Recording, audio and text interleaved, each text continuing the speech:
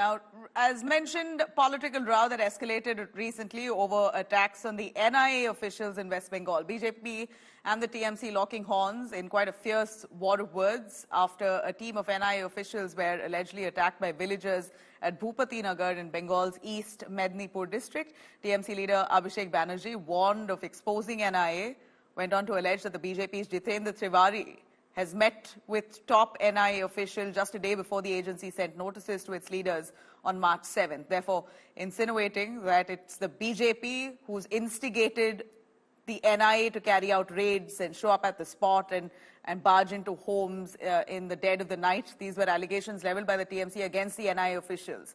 Now, Abhishek Banerjee also went on to allege that this is an entire conspiracy that's been hatched by the BJP to sabotage the TMC's image in West Bengal. Hitting back, BJP has challenged the TMC General Secretary to publish a video footage of this meeting if he has proof that Jitendra of the BJP indeed met with NIA officials. Now, accusing Mamata Banerjee of trying to instigate violence in the state, BJP slammed Didi for polarizing the issue entirely. Meanwhile, the NIA has rebuffed the allegations made by the TMC. Remember, right after the NIA landed up to raid in Bhupati Nagar on a blast case that happened in 2022.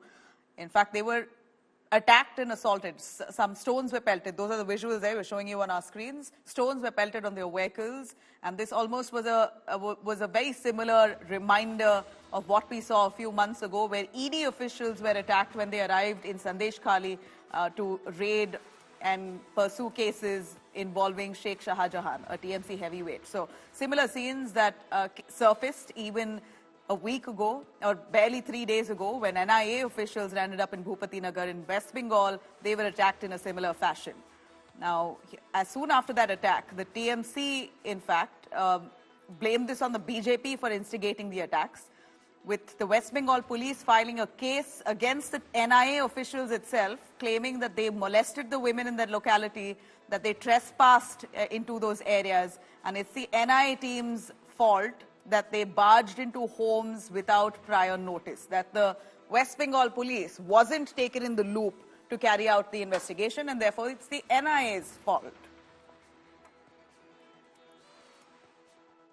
साथियों, TMC चाहती है कि उसके तोलाबाजों को, भ्रष्टाचारी नेताओं को आतंक का खुला लाइसेंस मिले। इसलिए जब केंद्र की जांच एजेंसियां आती है तो टीएमसी उन पर हमले करती है, औरों से करवाती है। टीएमसी कानून और संविधान को कुचलने वाली पार्टी है। মানুষ যখন প্রতিবাদ করছে এনআইএ কে ঢুকিয়ে দিচ্ছে, মধ্যরাতে মহিলারা ঘুমোচ্ছে বাড়িতে, গদ্দারের এলাকায় মধ্যরাতে পুলিশকে না জানিয়ে চলে গেল। পুলিশের ড্রেস পরে তো অনেক বদমাশি লোক আগে সিঙ্গুর নন্দীগ্রামে বদমাশিও করেছে। মায়েরা কি করে বুঝবে, মেয়েরা কি করে বুঝবে বাইরে থেকে যদি কেউ হামলা করতে আসে? মা বোনেরা প্রতিবাদ করলো, তাদের বিরুদ্ধে ডায়েরি করে দিয়েছে, বলছে তৃণমূলের সব বুথ এজেন্টদের অ্যারেস্ট করো, সব ক্যান্ডিডেটদের অ্যারেস্ট করো। আবার রামনবমী আসছে, একটা চকলেট বোম পড়লেও দেখবেন ওই এনআইএ কে ঢুকিয়ে দেবে। একদিকে এনআইএ আর একদিকে সিবিআই, বিজেপির ভাই ভাই, আর একদিকে ইডি আর একদিকে ইনকাম ট্যাক্স, বিজেপির টাকা তোলার বক্স। আজকে তো এনআইএ এর পর্দা ফাঁস করে দিয়েছি, দেখেছেন তো আপনারা। 26শে মার্চ নির্বাচন ঘোষণা হওয়ার পরে, নির্বাচন ঘোষণা হয়েছিল 16ই মার্চ, তার 10 দিন পরে বিজেপির নেতা জিতেন তিওয়ারি এনআইএ এর এসপি ধনরাম সিং এর বাড়িতে, কলকাতার নিউ টাউনের বাড়িতে গিয়ে 52 মিনিট বৈঠক করেছে। 26 তারিখ বৈঠক হয়েছে, আর 27 তারিখ থেকে পূর্ব মেদিনীপুরের লোকেদের আর পশ্চিম মেদিনীপুরের লোকেদের নোটিশ পাঠাতে শুরু করেছে এনআইএ। উনি বলেছেন যে আমাদের বিরুদ্ধে মিথ্যে মামলা করবেন। আমি বললাম নোটিশটা তাড়াতাড়ি পাঠান, তার কারণ নোটিশটা পাঠালে এবার সিসিটিভি ফুটেজটা সামনে ছাড়বো, সেটাও আমাদের হাতে আছে। চিন্তা করবেন না, আমরা তথ্য পরিসংখ্যান নিয়ে কথা বলার লোক। বিজেপি যে ভাষায় বোঝে আমি সে ভাষায় জবাব দিই। 4 MP और 1 मिनिस्टर, और हम जाके ये बोले थे कि लेवल प्लेइंग फील्ड होना चाहिए, सबको एकदम समानाधिकार है। जब मॉडल कोड ऑफ कंडक्ट चल रहा है, जब इलेक्शन कमीशन की जुरिस्डिक्शन में सबको वोट हो रहा है, तब सबको समान अधिकार मिलना चाहिए। लेकिन CBI, ED, NIA and income tax को, सेंट्रल एजेंसी को जैसे सेंट्रल गवर्नमेंट यूज कर रहा है, ये ठीक नहीं है।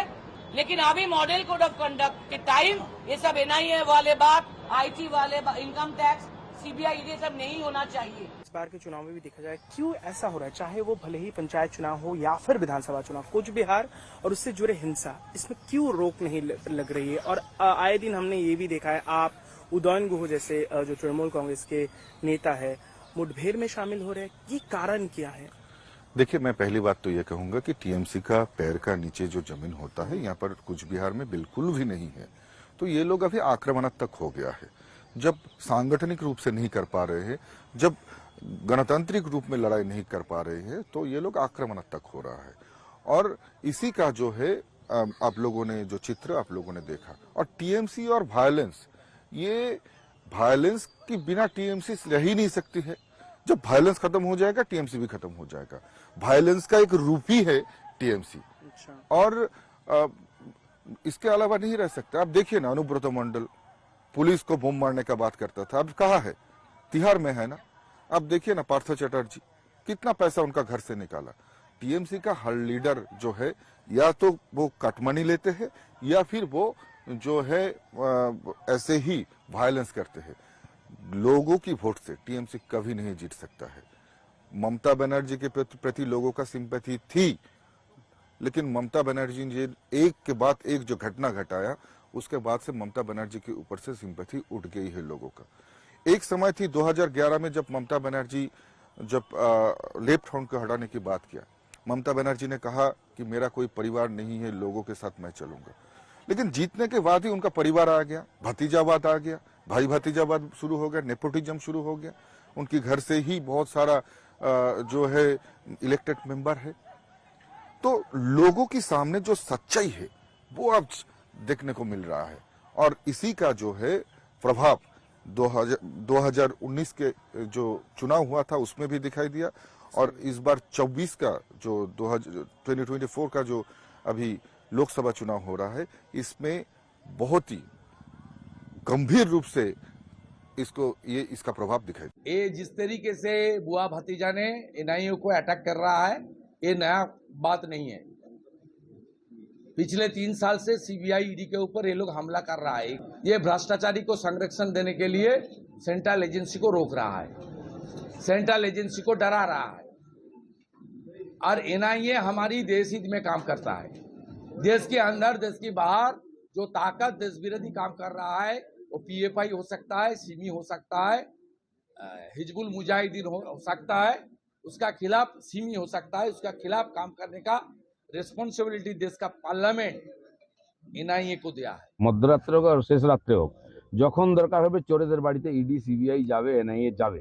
যারা রাষ্ট্রদ্রোহী, যারা দেশে বম বন্দুক নিয়ে কারখানা করছে, বম ফাটাচ্ছে, মানুষকে মারছে, বিদেশের সঙ্গে হাত মিলিয়েছে, তাদেরকে মাটির তলা থেকে বার করবে এই আমাদের কেন্দ্র সরকার। কেউ বাঁচবে না। যদি পুলওয়ামা হতে পারে, বালাকোট হতে পারে, এখানেও সেরকম তার চেয়েও বড় সার্জিক্যাল স্ট্রাইক হতে পারে। যাদেরকে উনি পুষেছেন, বানিয়েছেন, এইসব ডাকাতদেরকে বুঝিয়ে দিন, এক একটা বার করে করে তাদেরকে সাজা দেওয়া হবে। তো বলা ঘুমিয়ে ঘুমিয়ে এজেন্সির ভয় দেখছে, কারণ সবাই হচ্ছে আমার বাড়িতে আসবে, কারণ মাল এত রেখেছে বাড়িতে, লুকোবার জায়গা নেই। আর সব খবরে হাত দিলেই বান্ডিল বান্ডিল বেরোচ্ছে। আপনি দেখুন, কেউ বাঁচবে না। যারা তড়পাচ্ছিল না, ভোট দিতে পারবে না, অনেকে ভেতরেই থাকতে হবে।